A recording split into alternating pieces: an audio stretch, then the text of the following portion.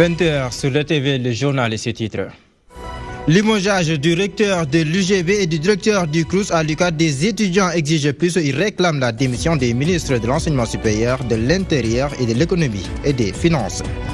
Projet d'infrastructure à Podor, le gouvernement dégage une enveloppe de 300 milliards. Cette somme va permettre de booster le développement du département. Et puis le ramadan et le comportement de certains jeûneurs. Comment contrôler la salive pour ne pas cracher à tout bout de champ? C'est l'objet du reportage du jour à voir dans cette édition.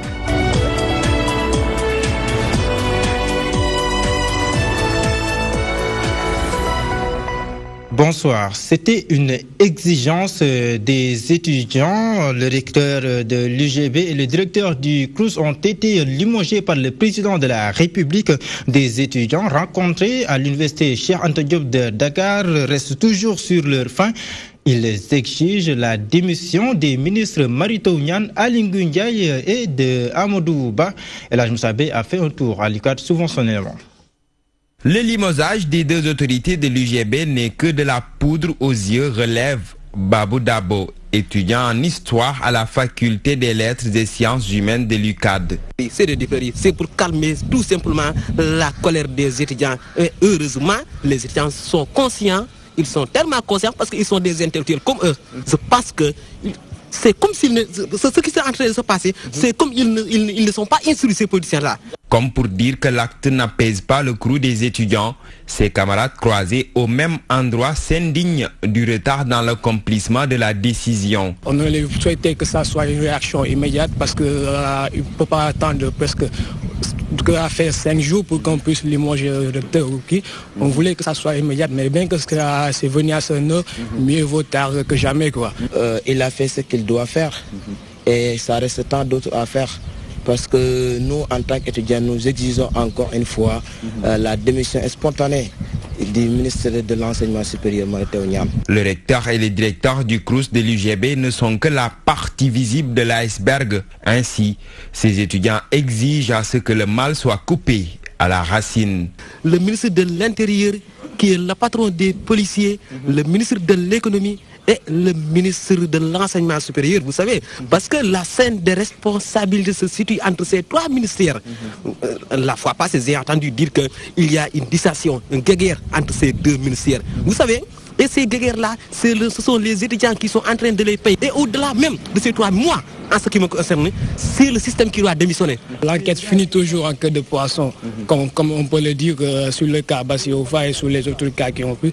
Mais cette fois-ci, on aimerait vraiment que le cas soit élucidé et que les responsables soient situés et que chacun sache raison garder par rapport à sa situation. Le désormais ex-recteur de l'UGB, le professeur Baïdalaï Khan et le directeur du CROUS, Ibrahima Diao, sont éjectés et respectivement remplacés par le professeur Ousmane Thiaré et Papa Ibrahima Faye.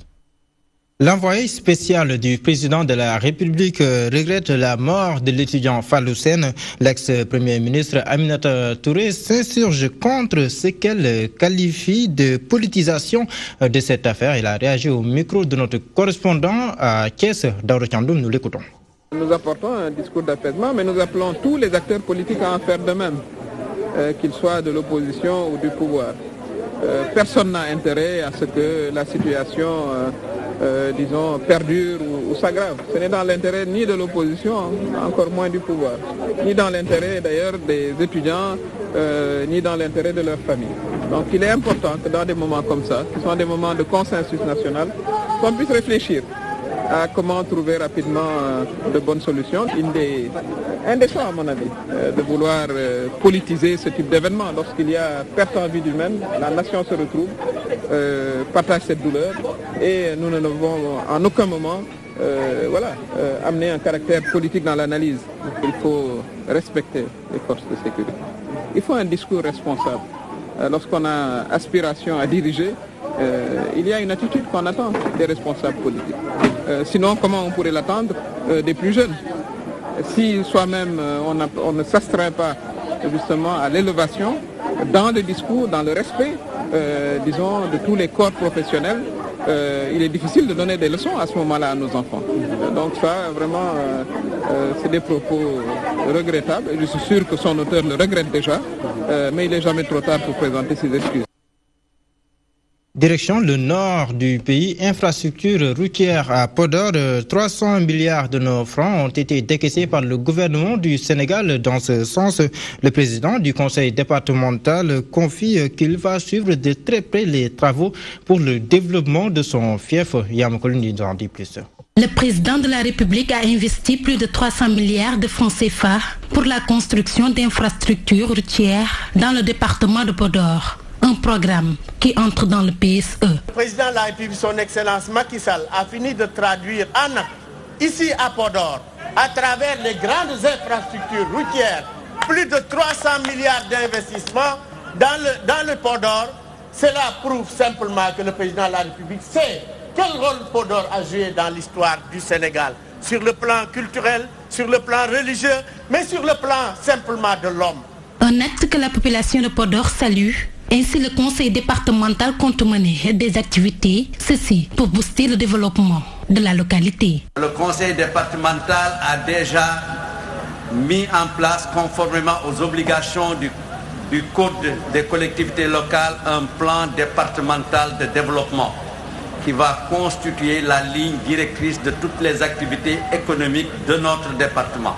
Le ministre d'État fait savoir qu'il y a des avancées significatives dans la production d'arachide. 2004, 260 000 tonnes d'arachide.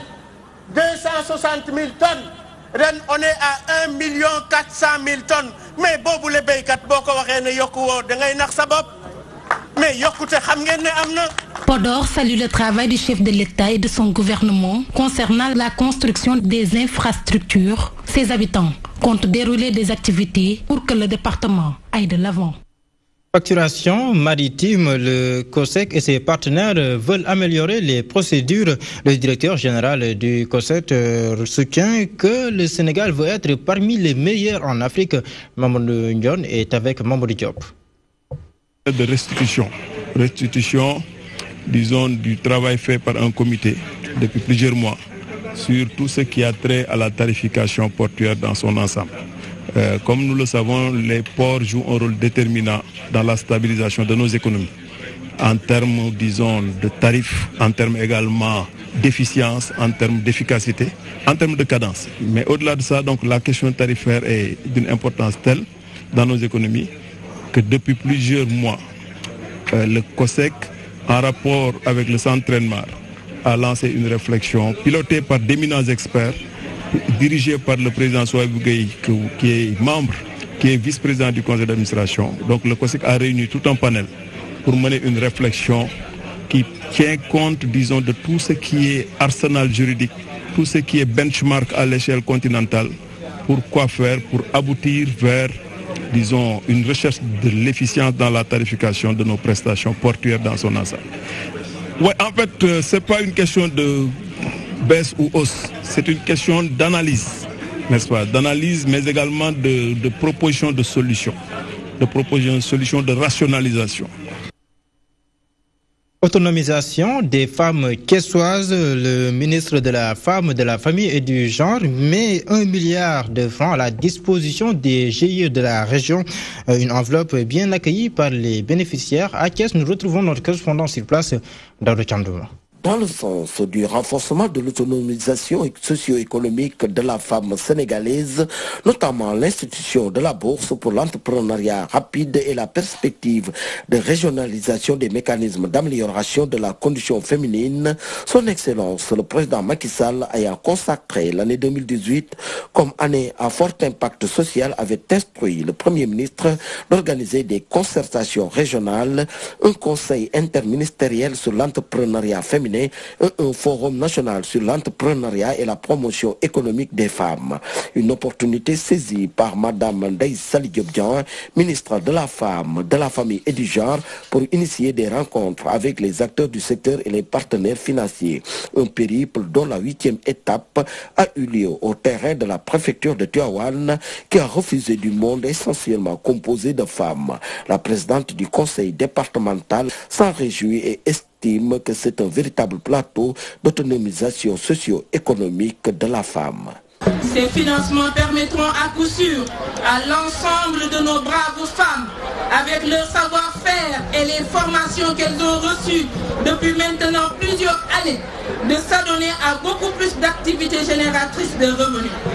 Ce lancement de la phase expérimentale des unités économiques pour l'entrepreneuriat féminin devant faire l'objet de généralisation dans le cadre d'un partenariat avec la délégation générale à l'entrepreneuriat rapide a permis le financement de 355 unités économiques pour l'entrepreneuriat féminin au niveau des 16 communes, soit 24 254 femmes pour un montant global de 200 millions de francs CFA. Une confirmation du ministre Ndeye Saly Diop Dieng. Mes chères sœurs de Tivaouane, pour le volet économique de notre rencontre, je suis heureuse de vous annoncer que votre département, le financement mobile s'élève à 200 millions de francs CFA pour la mise en place de 350 unités économiques d'entrepreneuriat féminin au profit de 24 256 femmes et jeunes filles des 18 communes que compte la circonscription. Ainsi, avec les autorités ici présentes, je m'en vais procéder à la remise des notifications des financements qui vont porter les communes de la région à 465 800 000 francs CFA pour 770 projets sur les filières économiques agricoles, fruitières, artisanales et de la transformation des produits locaux. Le cumul régional est estimé à 465 800 000 francs pour 770 projets sur les filières agricoles, fruitières, artisanales et de la transformation des produits locaux. Après les départements de Thiès et de Mbour, la rencontre de Tivaouane est la dernière au niveau de la région de Thiès. Exploitation sexuelle des enfants, l'ONG Jeunesse et Développement a mis sur pied un nouveau projet. C'est pour amener les populations à dénoncer davantage les auteurs de ces violences sexuelles. Mamadou Diop était de la partie. Le silence autour de l'exploitation sexuelle des enfants est le nouveau projet mis en place par l'ONG Jeunesse et Développement. Effectivement, les gens ne parlent pas. On dit souvent, même dans les pays les plus développés, on dit que 10% des cas d'abus et de viol sont connus. Donc ça veut dire au Sénégal et en Afrique, c'est encore plus, parce que nous avons toutes nos notions, on connaît nos notions de soutoureux, etc., qui sévissent dans nos communautés. On sait que les abus et les exploitations sexuelles ne sont pas dénoncés parce que le considère comme de la délation.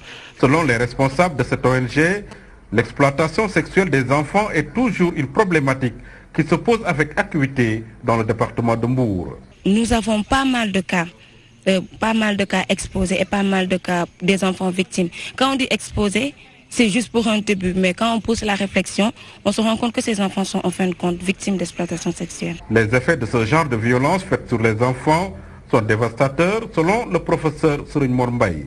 Mais les effets sont des effets dévastateurs, on le sait. Lorsqu'un enfant est exposé à de telles situations d'exploitation sexuelle, ça bouleverse complètement sa trajectoire de vie et l'affecte au plan mental, au plan comportemental, au plan des apprentissages, au plan de la socialisation. Donc on détruit quelque part un enfant. Devant la recrudescence du phénomène, le psychologue trouve que la responsabilité de l'État est en premier engagée. Mais je pense que toute la responsabilité repose sur un État. Mais quel État?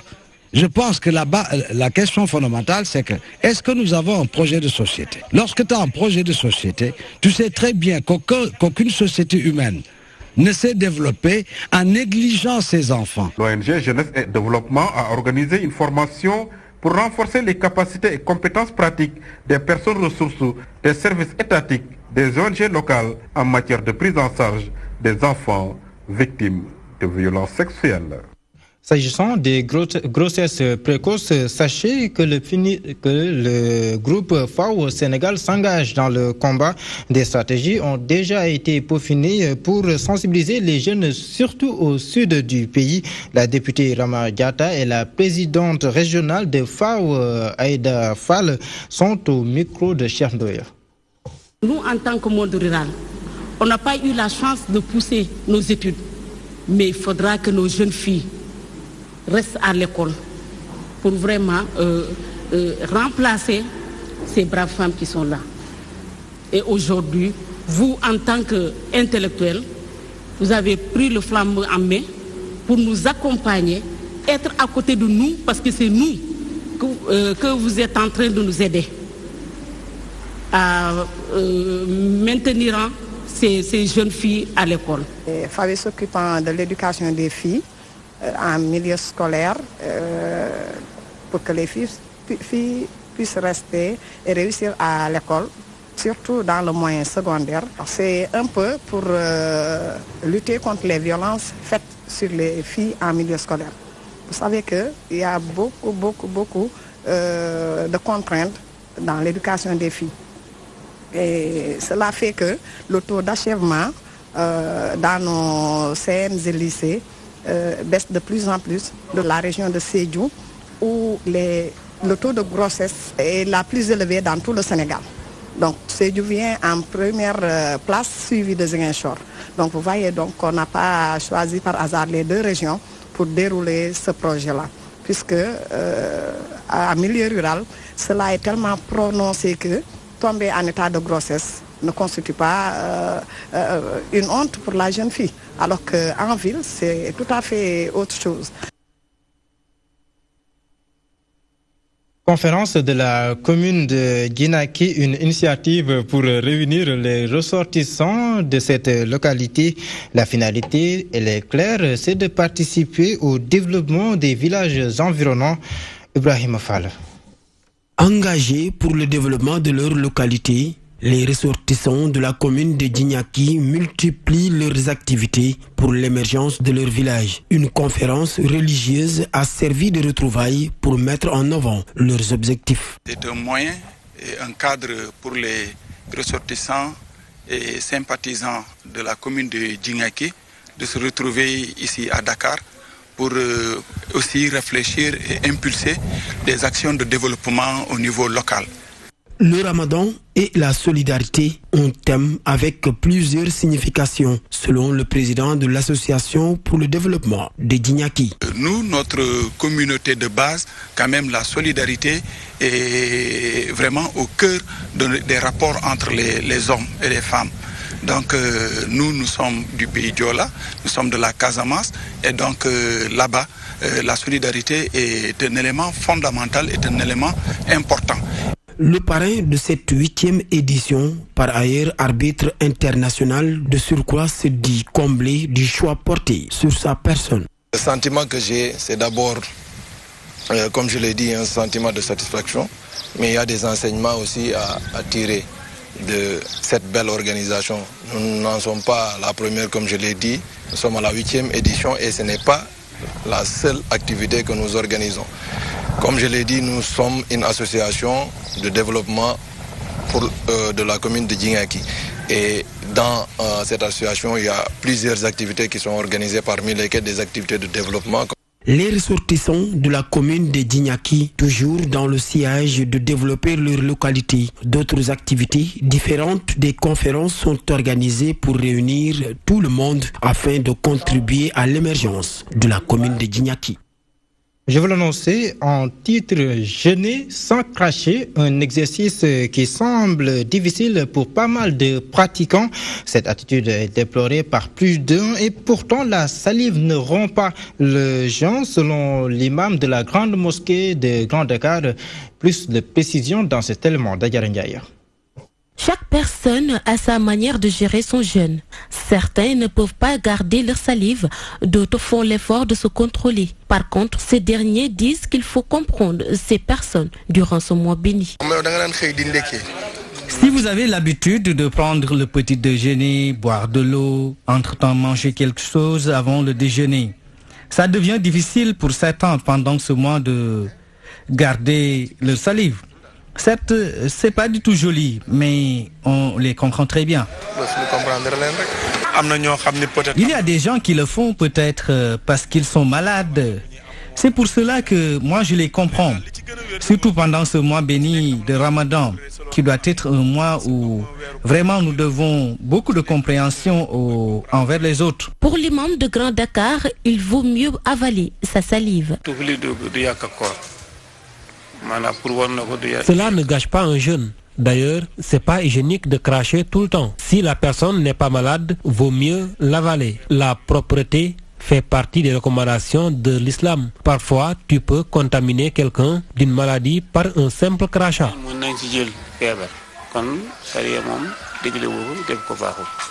Le ramadan rime avec changement d'habitude pour certains. Même si le fait de cracher est fréquent pour bon nombre de personnes, nos interlocuteurs estiment qu'il faut éviter de mettre en mal son prochain.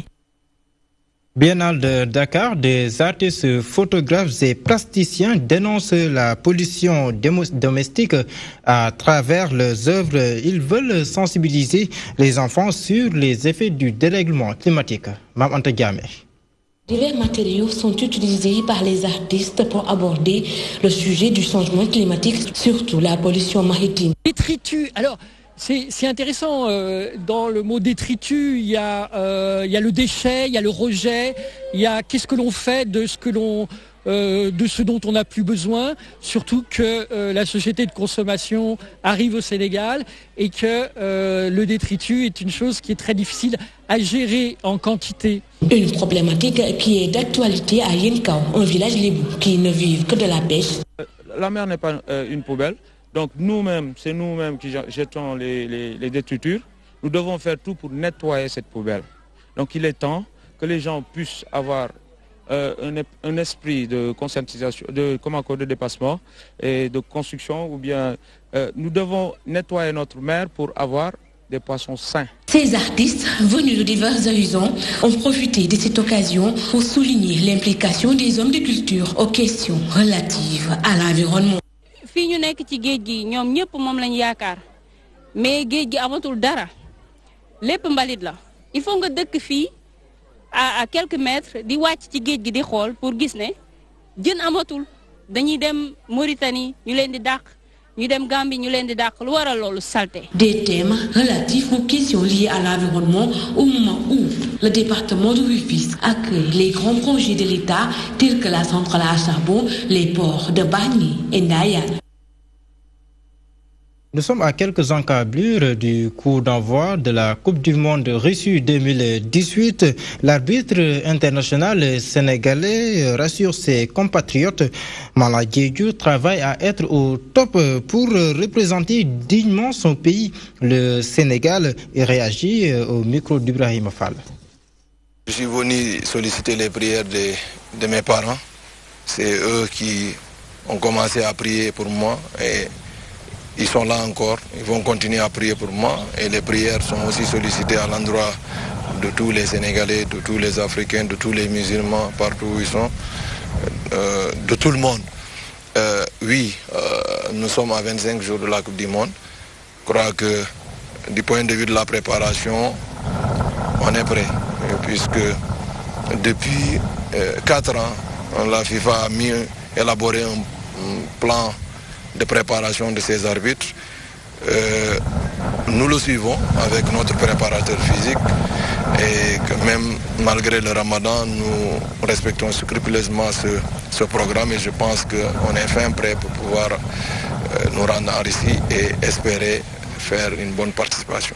Je suis rassuré par rapport à ça. Pour la préparation, nous sommes habitués. L'année passée, c'était pendant le ramadan qu'on était à la Coupe des Confédérations. Et Dieu m'a aidé à observer le ramadan et à m'entraîner régulièrement sans aucun problème. C'est d'ailleurs l'arbitre international Mala Diédhiou qui va donner les 3 coups de sifflet pour clore cette édition. Merci de l'avoir suivi. Dans quelques minutes s'ouvrira une autre consacrée à l'actualité internationale. Ce sera avec BBC Afrique. C'est tout simplement. Vous souhaitez une belle soirée avec nos programmes qui se poursuivent. Les plus belles.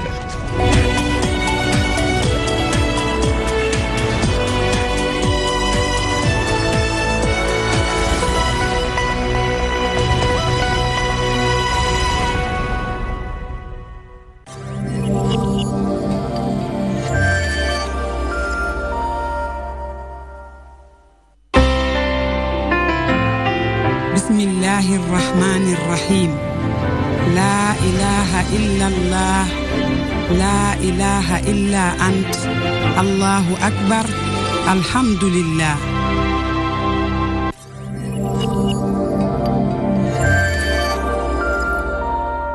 Saint-Louis la vieille, Saint-Louis la belle. Cette belle vieille dame est en train d'avoir des rides qui risquent d'être irrémédiables. On a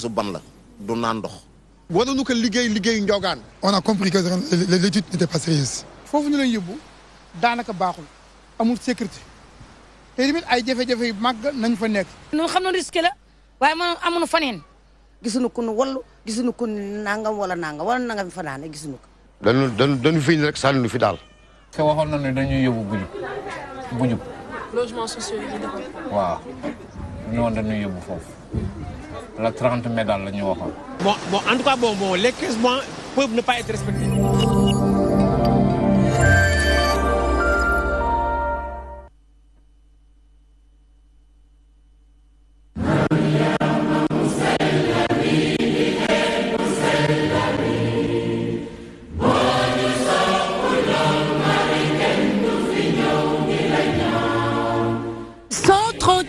Édition du pèlerinage marial de Popenguine. En communion avec les voisins de la sous-région, la Gambie, la Guinée-Bissau, le Mali et la Mauritanie, les fidèles catholiques se mettront en route vers le sanctuaire marial les 19, 20 et 21 mai 2018.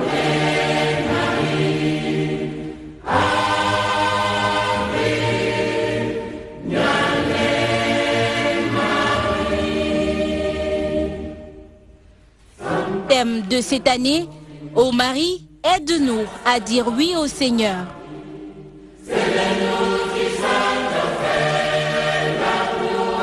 Tous à la suite de Marie pour répondre à l'appel du Christ.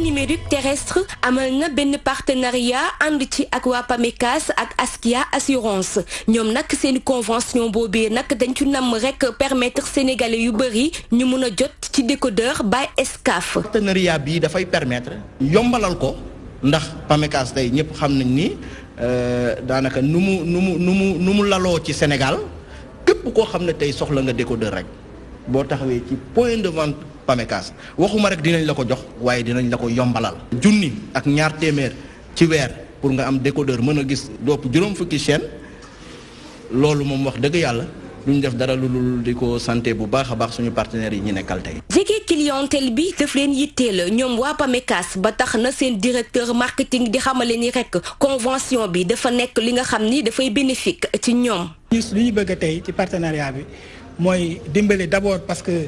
ñun dañoo jege askan wi ci paquet si bi ñu leen di proposer dañ siy gagné non seulement dañ siy gagné parce que day yomb ku ko bëgg tey mën nga ñëw sans apport doo déposer dara sa compte nga ñëw ñu lebal la. lebal bi nag duñ la jox xaalis da ngay ñëw donc ñu monter la dossier de crédit nga dem ci benn showroom TNT wala Excaf ñu jox la sa décodeur nga egg sa kër nga monter ko.